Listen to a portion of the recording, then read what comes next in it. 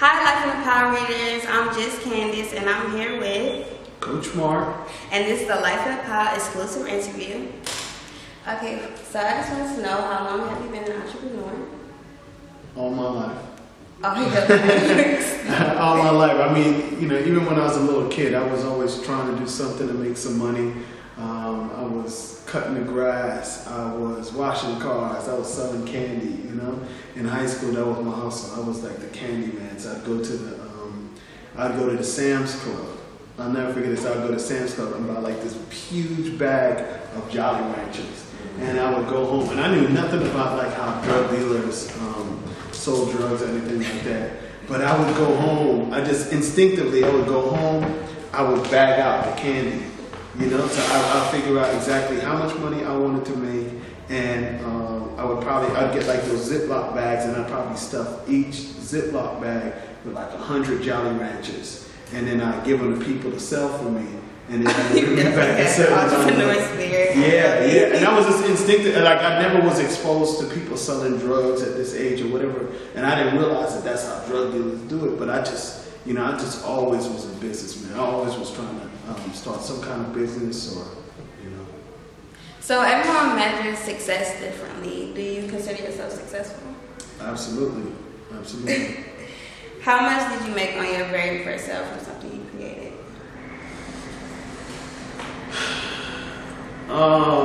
That is a good question. I can't even think that far back. Because there's so many different things that I probably sold over the years. But, even going back to what you just said about success, I think that success is like being able to do whatever it is that you want to do.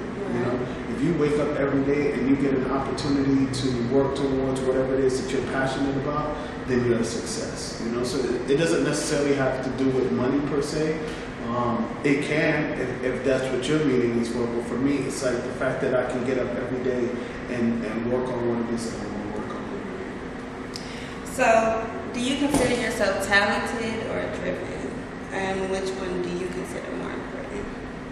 I'm definitely like super driven. I'm very, very motivated. I wouldn't necessarily say talented. I don't really know how to describe the word talent. I think talented is a really funny word, right? Because there's a lot of people out there that's talented in a particular field, but they haven't been able to create any level of success. So to me, it's kind of more important to be driven, more so than talented. But I do think that I am very motivated. I'm a very driven person. I lock my eyes on a target, and I'm going after like a tiger or a lion. You know what I'm saying? When they lock, or that pit bull that locks on that target, they're going after it. Nothing can stop them. And that's probably how I describe myself. So how big of a role has confidence played in your success journey? Confidence is everything, and that's essentially like what I teach. And everything that I do is confidence, because if you have no belief that you can become successful, then no matter how bad you want to do it or whatever it is, you're not gonna stick with it. Because what I've come to realize, I study the most successful entrepreneurs and businessmen and world leaders and whatnot, and what I've come to realize is that every single one of them hits some sort of stumbling blocks, right? Nothing worth doing in life is going to be easy. But once you have that confidence that you know that you can make it, then that's what's going to keep you going on. That's what gives you that persistence and that consistency. And without that, I don't care how talented you are, you'll never ever succeed in it. So even with your success, do you still battle with confidence sometimes? At this stage, not really. I was kind of thinking about that the other day, and not as much, definitely not as much as before. And you get more and more confident in particular things the more that you do it. So I think that we all, like nobody goes into anything and starts off in any particular field as the number one expert, as the greatest at it. But I think that you work on it and get better and better and better. I definitely know that my level of confidence is way higher than where it was. Like right now, I'm working with athletes, and I'm training a few college track athletes that are really good that we're hoping will make it to the Olympics. I want to get into training like NBA players and NFL players. So sometimes I might say to myself, like, man, are you ready to get to that level, to train those people? So yeah, I guess maybe that would be a struggle with confidence, but I know I am. So, I keep moving forward. So I've met a lot of people who say they still haven't found their purpose. How did you figure out what you're passionate about? I think you're going to be passionate about the things that excite you. So you got to find out like what excites you, what gets you up in the morning, what makes you want to move. A lot of people spend too much time, I think, trying to worry about figuring out what it is that they're passionate about. And generally, it's there in front of their eyes. They just don't even realize it. I tell people all the time that if you haven't figured out what it is you're passionate about, work on developing yourself. Just work on becoming the best person that you can possibly be. And once you do that, then it will come to you. It'll come exactly what you need to be doing will come to you at the right time. But you got to work on developing yourself. Once you become the right person, then you'll get the right opportunity. You figure out what your passion is, but work on becoming the right person. So for those who don't have what you have to read your book, can you tell us a little bit about it? Essentially what it is a book that I put together. I'm a huge proponent of like personal development, self-development, constantly improving yourself. And what I wanted to do was put together a book that anybody can read. So I think a lot of people, and I'll speak for myself. After I graduated college, I was like, yo, I'm never reading a book again, right? And what I didn't realize is that you can't grow in life. Like we were all meant to grow. We were all, just like a flower. Like a flower's either growing or dying. And we're the same way. We're either growing or dying. And we need to, and then how we grow is like by taking in new information. And so I went years without realizing this, and probably when I hit about, probably about 30, 31, 32, I realized that, all the most successful entrepreneurs and business, they're readers, right? And they're always taking in new information. I look at guys like Warren Buffett. Warren Buffett is 85 years old, third or fourth richest man on the planet, worth $60-something billion. And Warren Buffett is taking in, not even billion, right? And he's still taking in like 5 to 6 hours of new information every single day. People like Bill Gates, right? Bill Gates, Mark Zuckerberg, every single super successful person is taking in all this new information every single day, because what you know right now has gotten you to where you're at, right? So if you want to go to another level, you got to take in some new information. Right? And a lot of people don't realize that. That's why you see people that, 5 years will pass and they're in the same exact position that they were in 5 years before, because they really haven't taken in any new information. And not just taken in the information, but applied it to their lives. So what do you want people to take from it?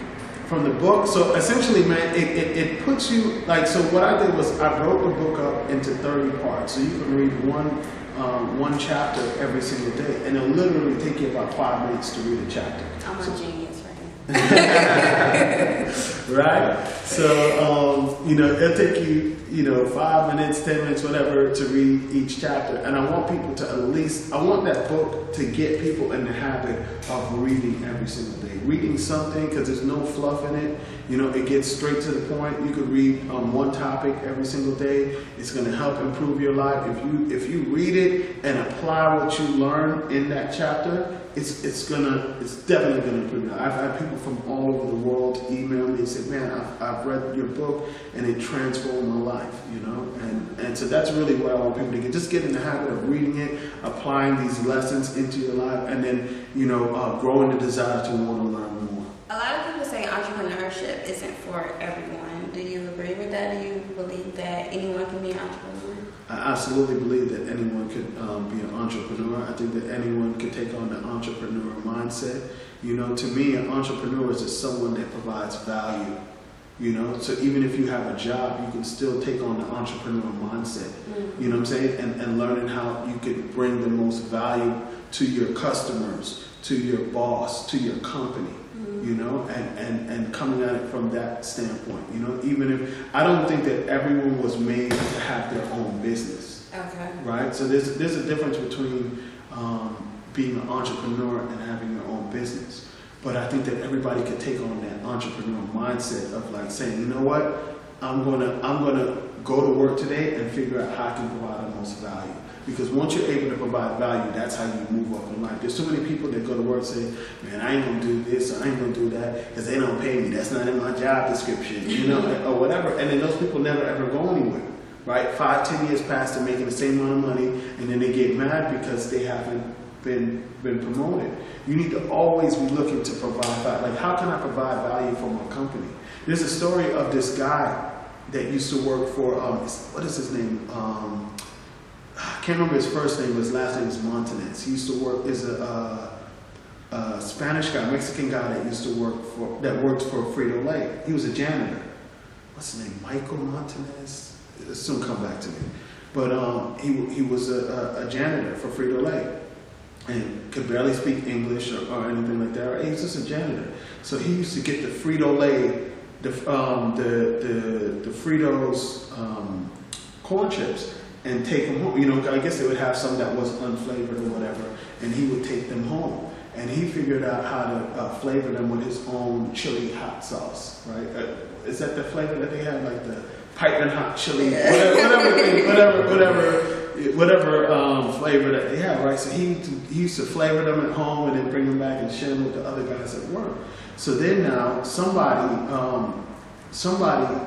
when there was a new CEO that came to the company, and the new CEO said, like, you know, I have a complete open door policy. If anybody has any ideas, reach out to me, and I'll consider all ideas, right? So this guy could barely speak any English, Mexican guy, he's in California. He said, you know, he said, you know, I'm gonna reach out to him. He said it. He said it like yesterday. He pitches the idea to the CEO. The CEO ends up taking it. That ends up being Cheeto's biggest seller of all time. The guy's like a vice president for the company. Completely changed his life. Wow, From being a janitor to a vice president. He spoke all over the. He's spoken to every single president: Obama, Bush, Clinton, every single president. He's an ambassador for the UN. I mean, just completely changed his life because he was looking to add value. You see, and a lot of people aren't looking at it. They come with ideas that I ain't about to give it to them. They don't pay. That's not in my job description. They don't pay me enough. You know. So you got to always be looking to provide value. So that's the mind of an entrepreneur. So anybody can be an entrepreneur. So it's possible to have an entrepreneur mindset but not be able to run a business? If that's not what you choose to do. Okay. You know, if that's not what you choose to do, then that's the case. Now, it's my personal belief that we're going to go, like, okay, so before, let me give y'all a little history lesson, right? So before industrialization, so before like the 1800s or whatever, everybody had their own farm, right? So you might have made corn, I made potatoes, so-and-so made raised beef or whatever, right? And we would all trade with each other. Then when you had like industrialization, back in like the mid 1800s, and then like Andrew Carnegie was building all these buildings and stuff, and then everybody started moving into the cities to get jobs and whatnot, right? So then that's when like farming kind of went away because everybody was trying to get jobs in all these factories and whatnot. I personally think, I don't know the time frame, maybe 10, 20 years from now, 50 years, maybe 100 years from now, where everybody's gonna have to go back to their own hustle. Because you can already see it now where everything is starting to become automated. Like I went to my bank the other day, SunTrust, and the branch I went to that's in the supermarket, they didn't even have tellers. They had these machines, and you go up to the machine. I'm not talking about ATMs, I'm talking about they had these machines. You go up to the machine, you press the button, and it's somebody in the call center. You see what I'm saying? I've never seen that before. Yeah, it's the SunTrust that's off of West Paces Ferry Road, inside of a Publix. So they got a machine. You press it. You put your debit card in, and somebody pops up from a call center. So they don't even got regular tellers there or whatever. They got everybody in the call center. And then soon, once they kind of get you used to that, they're going to automate the process. And then you ain't even going to be talking to a person. You're gonna be talking to a machine. Just think about even like with the grocery stores, right? They weeding out all the cashiers because now they have the self-help checkout thing, you know? And it's gonna get to the point now where I'm sure that in the next like 10 years or so, you're gonna get to the point where you're gonna go into a store. The store will have like it'll have like whatever, you know, your ID or some sort of card or whatever, and then everything that you have in your cart, you ain't gonna have to even check out. You just gonna have your cart and you're gonna wheel out, and then it's gonna it'll scan everything that's in your thing all at one time, and then just take the money off of your joint. Like look at if you think about like Uber, right? You don't gotta pay nobody nothing. You know what I'm saying? They have it all automated, then just take the money out your PayPal. You know, so it's gonna go to that. So we're gonna have like more and more jobs are gonna keep getting lost or whatever, and people are gonna have to figure out. Gonna have to get their own hustle going. So is there such thing as being unrealistic when it comes to chasing your dreams? Being unrealistic? Nah, see, too far-fetched or... Nah, because if you really sit down and think about it, like everything that's amazing that has been created was somewhat unrealistic. You know what I'm saying? Like back in the late 1800s, early 1900s, right? They had these things called like horses, right? And then Henry Ford, they had this guy named Henry Ford. It was like, yo, I want to build this thing called a car. And it's like, the car? What you talking about, the car? We don't need no damn car. We don't need no car. You know what I'm saying? We got these horses, man. These horses is what's up. You got the horse and you got the carriage. You see what I'm saying? Then like later on, you had these two guys that everybody was like, these dudes is crazy. They called the Wright brothers, right? They was trying to build some sort of concoction for people to fly in. And everybody thought it was crazy. Matter of fact, one of them, I think, went crazy. You see what I'm saying? Then if you really sit down and think about it, right? If somebody would have told you, this is what, 2016? If somebody would have told you 15 years ago, right? 15 years ago would have been 2001. Hey, in 15 years, everybody will have a computer in their pocket. I'm not just talking about rich people. I'm talking about cats from the hood. You see what I'm saying? Like you remember like back, I remember when I was doing this, even back as far as like 2003, 2004, 2005, because one of the businesses I started, you know, I dealt with a lot of rappers because I did like graphic design and printing and whatnot. Cats didn't even have emails back in 2005. It'd be like, yo, I'm like, okay, I'm gonna email you the proof. Like, nah, you gotta mail that to me. I'm like, bro, you have an email. 2005 was only 10, 11 years ago.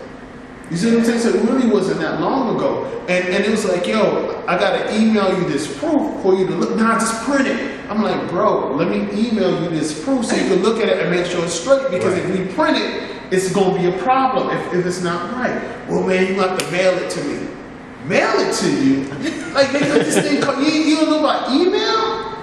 Right? So if you would have said back then, like, yo, in 10 years, everybody, even the guy from the hood, is going to have not even a computer, a supercomputer in his pocket, it would have sounded ridiculous. Yeah. Right? That would have been an unrealistic goal, but everybody got a supercomputer in their pocket.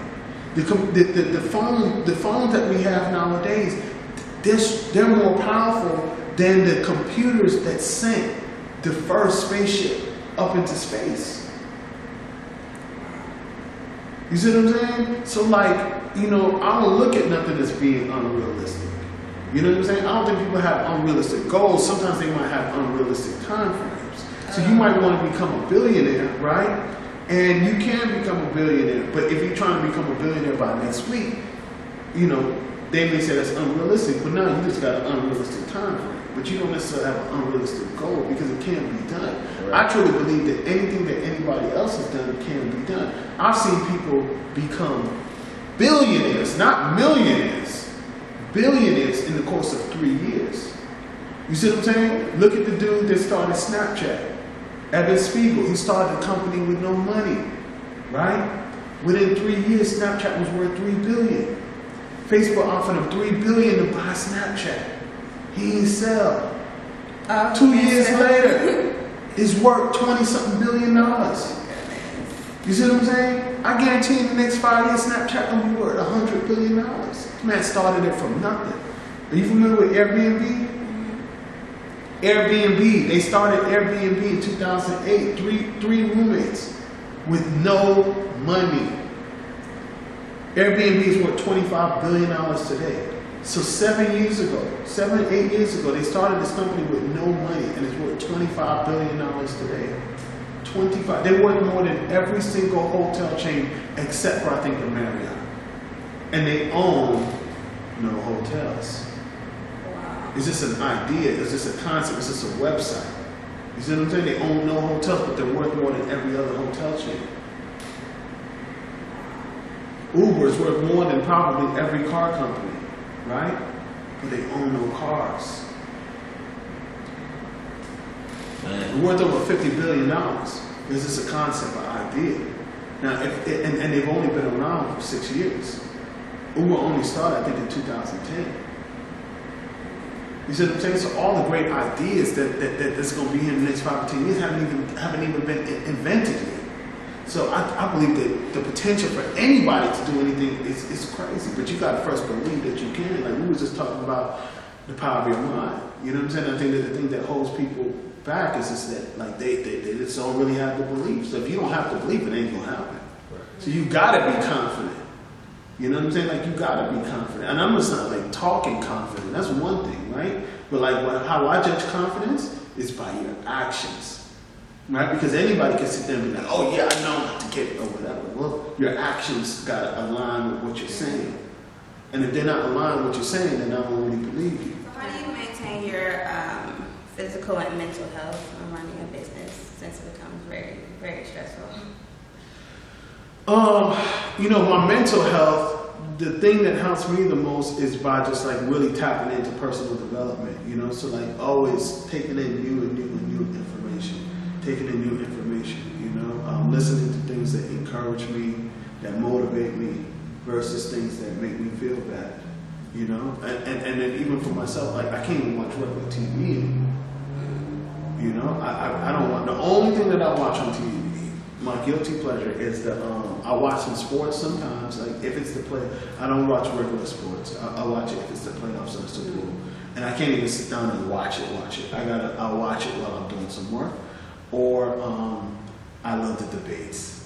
Because these guys are just idiots, man. They're clowns. You know what I'm saying? Like, so that's like more like comedy to me, you know, and just seeing everybody get so worked up. Can you believe it? We get Donald Trump and this guy.